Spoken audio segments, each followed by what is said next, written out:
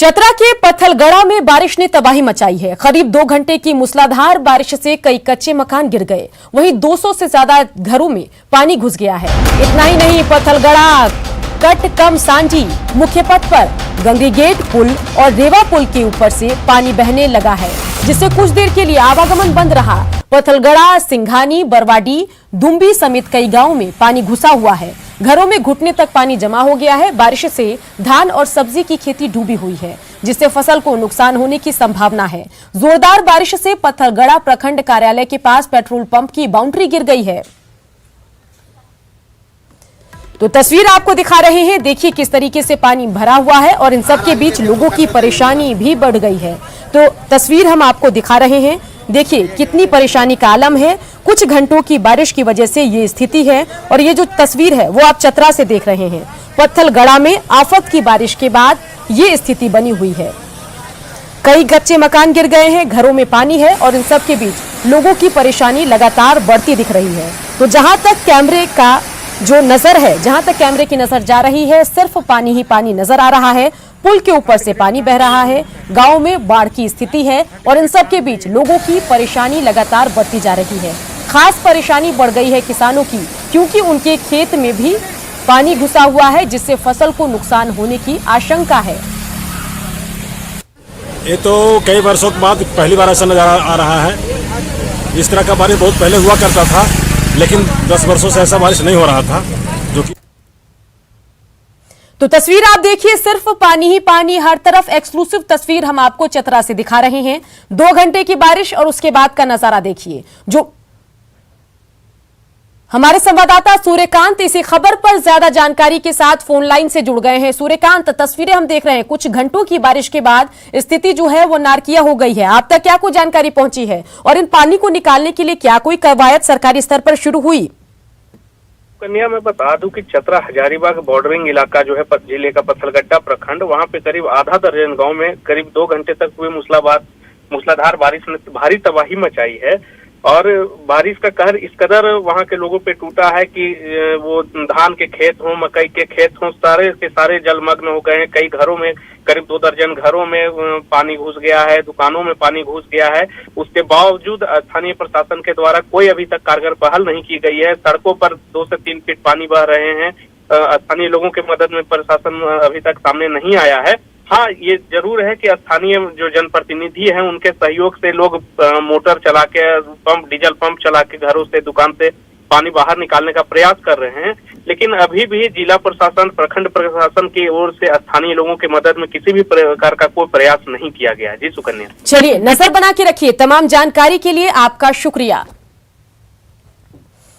बढ़ते आगे बात कर लेते हैं देवघर की, जहां सेप्टिक टैंक को साफ करने के दौरान दम घुटने से 6 लोगों की मौत हो गई है। देवीपुर थाना क्षेत्र में निर्माणाधीन टंकी की सफाई के लिए मजदूर टंकी में गए थे, लेकिन टंकी के भीतर वो बेहोश हो गए, जिसके बाद उसे बचाने के लिए उतरे 5 और लोग बेहोश हुए। सभी लोगों को सदर अस्पताल लाया गया, जहां डॉक्टरों ने सभी को मृत घोषित कर दिया है। घटना के बाद डीसी कमलेश्वर प्रसाद सिंह भी सदर अस्पताल पहुंचे हैं और मृतक के परिजनों से मुलाकात की है। निर्माणाधीन टंकी था, उस टंकी में बांस खोलने के लिए एक लेबर गया, वो अंदर बेहोश हो गया और बेहोश होने के बाद फिर दूसरा आदमी गया, वो भी बेहोश हो गया। फिर तीसरा आदमी बारी बारी से 6 आदमी उसमें गए, 6 आदमी बेहोश हो गए। बाद में जेसीबी को बुलाकर उसको तोड़वा के निकलवाया और हॉस्पिटल लाया। इसको एक्सीडेंट माने, इसको लापरवाही भी नहीं कही जा सकती है, क्योंकि उन लोगों को जो अंदर गए थे उनको भी अंदाज नहीं था कि इसमें क्या समस्या है। एक जब नहीं आया तो दूसरे ने सोचा कहीं फंस गया है, कहीं निकाला जाए। इस क्रम में लगता है एक दूसरे गलतफहमी में सब लोग उसमें एक मौत के चंगुल में सभी लोग चले गए। उसमें हो सकता है गैस हो, क्योंकि नीचे की जब जमी हुई तह होती है, टंकी होती है, तो कार्बन डाइऑक्साइड उसमें बैठता है। कार्बन डाइऑक्साइड भारी गैस होता है और नीचे बैठता है, हो सकता है दम। साहेबगंज में हत्या की सनसनीखेज वारदात सामने आई। बड़हरवा के पेट्रोल पंप के पास एक बुजुर्ग ने अपनी पत्नी और नाती की हत्या कर दी, जिसके बाद खुद भी धारदार हथियार से आत्महत्या कर ली। घरेलू विवाद में घटना को अंजाम दिए जाने की आशंका जताई जा रही है। हालांकि पुलिस हर एंगल से मामले की पड़ताल कर रही है। तो अहम खबर आपको बता रहे हैं, बता दें कि पूरा मामला जो है वो साहिबगंज का है। हत्या की सनसनीखेज ये वारदात है जिसमें एक बुजुर्ग जो है उसने अपनी पत्नी और नाती की हत्या की और इस पूरे घटनाक्रम के बाद पूरे वारदात को अंजाम देने के बाद उसने खुद भी आत्महत्या कर ली। मामला शुरुआती तौर पर घरेलू विवाद का दिख रहा है, लेकिन पुलिस पूरे मामले की हर एंगल से जांच पड़ताल में जुटी है। और इन सब के बीच इंसानियत को शर्मसार कर देने वाली तस्वीर हम आपको अभी लोहरदगा से दिखाएंगे, जहां शमशान में एक नवजात को दरिंदे ने दफन कर दिया। गनीमत रही कि समय रहते उसको मिट्टी से बाहर निकाल लिया गया। वारदात कुंडू थाना क्षेत्र के चंदलासो डैम के पास का है। बताया जाता है कि पास से गुजर रहे एक शख्स को बच्चे के रोने की आवाज सुनाई दी, जिसे आनन फानन में जमीन से बाहर निकाला गया। फिलहाल नवजात सुरक्षित है। लोगों ने बच्चे को बरामद होने के बाद कल्याण विभाग को, जी हां, कल्याण समिति और पुलिस को सूचना दी है। कुंडू थाना प्रभारी मामले की जांच कर रहे हैं।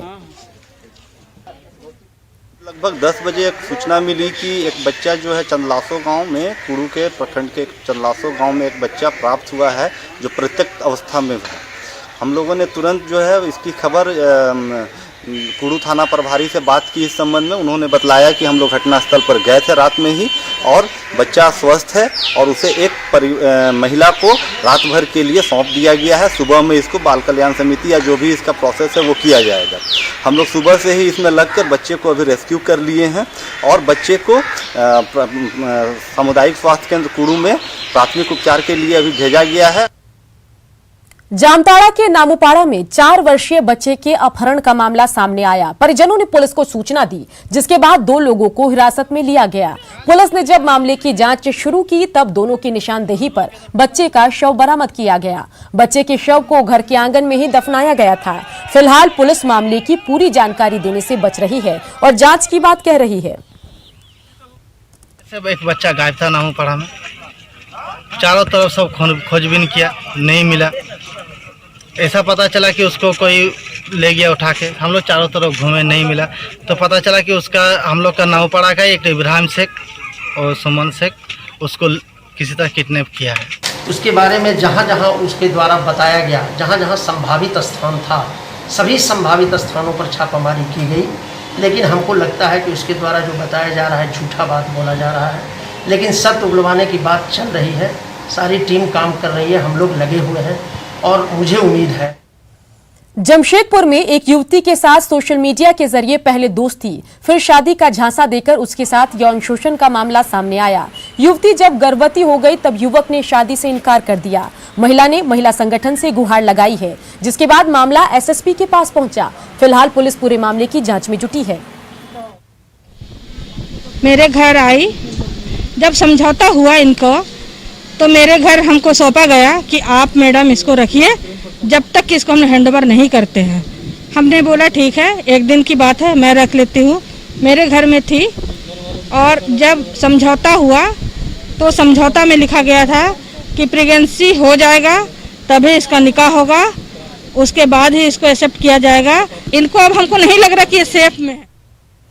जमशेदपुर पुलिस के लिए कोरोना काल में एक बड़ी चुनौती सामने आई। लोहनगरी आए दिन हो रही हत्या, आत्महत्या या दुर्घटना में मौत के बाद जब पुलिस शव को अस्पताल ले जाती है तब उसका कोरोना टेस्ट कराया जाता है, जिसके बाद कई रिपोर्ट पॉजिटिव आ जाते हैं। पुलिस के सामने परेशानी हो जाती है कि जब रिपोर्ट पॉजिटिव आ जाता है तो वे अपने स्वास्थ्य को लेकर भी चिंतित हो जाते हैं। स्वास्थ्य विभाग का कहना है कि सोशल डिस्टेंसिंग के साथ मास्क जरूर लगाएं।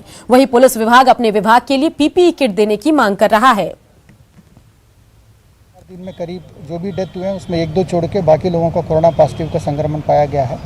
तो इस माहौल में जो आईसीएमआर का गाइडलाइन है, पोस्टमार्टम कैसे करना है नहीं करना है, जैसे मेडिको लीगल केस है उसको जो ज़रूरत जहाँ तक हो सकती है डॉक्टर की तरफ से विदाउट डाइसेक्टिंग द बॉडी, वो हम लोग कर रहे हैं ताकि केस हम लोग उसमें प्रॉपर तरीके से कोर्ट में पेश कर सकें। और बाकी चीज़ को हम लोग जब कोरोना पॉजिटिव हो जाती है तो फिर हम लोग उन लोगों को जो है परिवार को सौंप देते हैं कार्रवाई करने के लिए। जो कोरोना पॉजिटिव नहीं है वो परिवार को हम लोग सौंप देते हैं अपना कार्रवाई करने के लिए। यदि कोरोना पॉजिटिव है तो फिर आप लोगों को जितना तक हो सके दूरी बना के रखें। लोग अननेसेसरी एक दूसरे के साथ बहुत सट के काम नहीं करना है। ग्लव्स हो तो ग्लव्स, नहीं तो साबुन से हाथ धोने की प्रक्रिया बार बार होनी चाहिए। मास्क लगाइए और प्रयास कीजिए कि अपने को भी बचाइए, दूसरे को भी बचाइए। अहमदाबाद कोविड अस्पताल में लगी आग के बाद दूसरे अस्पतालों की सुरक्षा पर भी सवाल उठ रहे हैं। रांची के रिम्स में सुरक्षा नियमों का पालन नहीं किया जा रहा है। यहां फायर फाइटिंग सिस्टम लगा तो है, लेकिन उसमें ना तो पाइप है, न ही नोजल। इंडोर में 1500, जी हां, इंडोर में 1500 से ज्यादा बेड वाले अस्पताल में आग बुझाने की सभी व्यवस्था फेल है। पुरानी बिल्डिंग, नए सुपर स्पेशलिटी भवनों, डेंटल इंस्टीट्यूट, हर जगह आपात स्थिति में आग लगने पर उसे बुझाने की कलज व्यवस्था नहीं है। जी हां, कोई व्यवस्था नहीं दिख रही और रिम्स की इस तरह की लापरवाही के चलते मरीज, उनके परिजन और यहां तक कि डॉक्टर सभी भय के माहौल में काम कर रहे हैं। रिम्स प्रबंधन का कहना है कि उन्होंने इसके लिए टेंडर किया है और जल्द ही इसे ठीक कर लिया जाएगा। शॉर्ट सर्किट हो जाए, अल्लाह भगवान न करे, अगर ऐसा हो जाए तो सभी को परेशानी है। और वाला सब जो है यहाँ तो अभी तो देख रहे हैं, अभी तो हम नए आए देख रहे हैं निकल के, जैसा सुन रहे हैं कि यहाँ नोजल गायब है, ये गायब है। हमको सारे सरकारी सिस्टम को फायर फाइटिंग के अगेंस्ट में तैयार रहना चाहिए, क्योंकि ना हमको पता है ना आपको पता है कि कब हमें इस परिस्थिति का सामना करना पड़े। और अगर ऐसी कुछ कमी है तो उसे जल्द से जल्द दूर कर लेना चाहिए, क्योंकि इसका कंसिक्वेंसेस बहुत ही ख़राब होता है। हम सही समय रहते अगर उस कमियों को दूर कर ले तो फ्यूचर में खराब बैड इवेंट को हम लोग टाल सकते हैं। समेकित रूप से टेंडर निकलने जा रहा है। आज ही संयोग की बात है कि आज ही वो फाइल मेरे पास भी आई थी।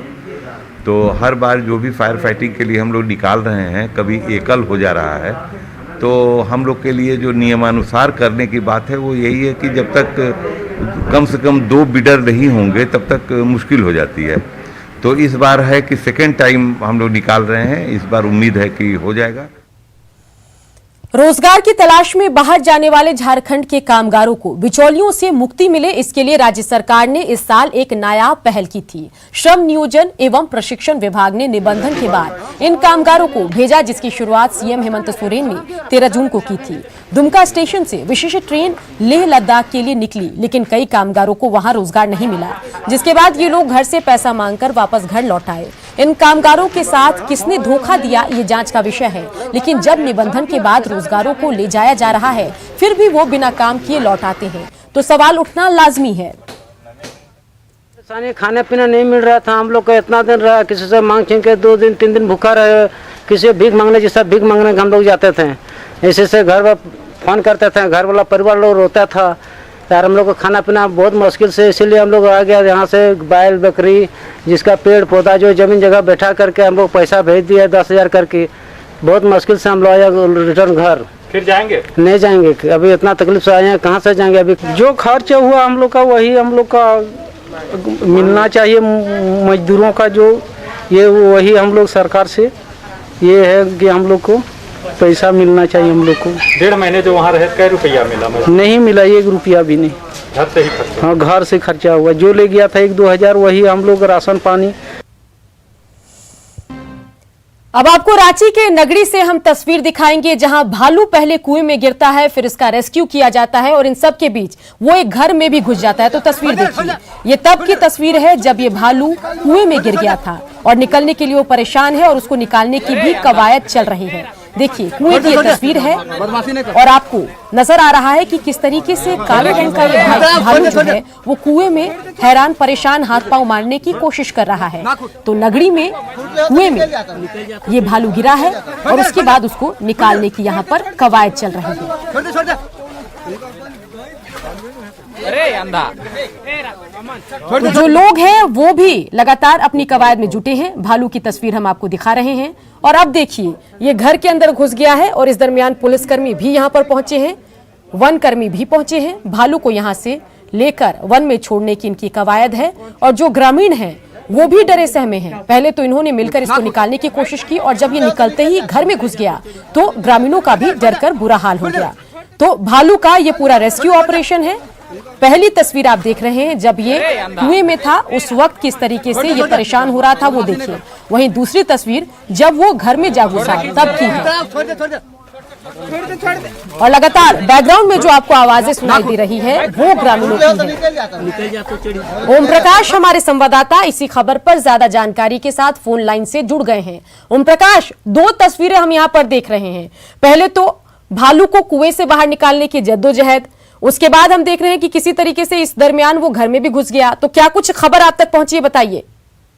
जी सुकन्या, जिस तरह से भालू कुएं से निकाला गया उसके बाद भालू दौड़कर एक घर में घुस गया, जिसके बाद वहां के जो स्थानीय ग्रामीण है उन लोगों के लिए कौतूहल का विषय भी बन गया है। वहीं एक तरह से कहा जाए तो कई लोग डरे सहमे भी हैं कि कहीं उनको कहीं नुकसान न हो जाए। तो इस वजह से वन विभाग की टीम हालांकि मौके पर मौजूद है और पूरी तरह से इलाके को लोगों से खाली करा लिया गया है और लोगों से वहां से दूर रहने को कहा गया है ताकि भालू को जल्द से जल्द घर से निकाला जा सके और उसे वन में सुरक्षित भेजा जा सके। तो इस तरह की तमाम कवायद जो है वो वन विभाग के द्वारा की गई है। हालांकि लोगों की उत्सुकता अभी भी है कि भालू कैसे निकलता है, उसे लेकर उन लोगों भी दूर से ही नजर बनाए हुए हैं और वन विभाग की टीम भी पूरी सतर्कता बरत रही है ताकि किसी को कोई नुकसान ना हो। चलिए ओम प्रकाश, तमाम जानकारी के लिए आपका शुक्रिया।